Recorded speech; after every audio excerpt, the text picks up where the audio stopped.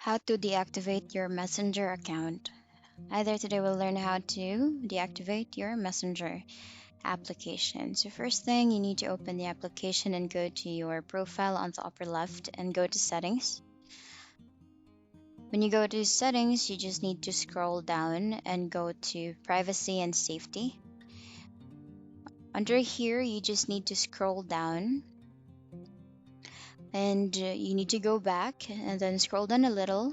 Under account center, you need to click on see more in account center.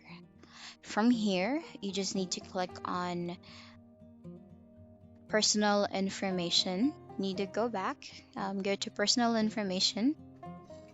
From here, you click on account ownership and control and go to deactivation or deletion. Here, you just need to click on your profile and click on continue. And then you need to input your password for you to proceed.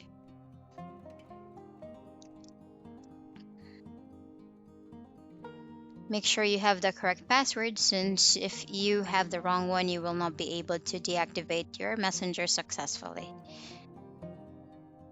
Here, once you have successfully input your password, you need to input the reason why you wish to deactivate your Facebook account. And once you have inputted a reason, you just need to click on continue.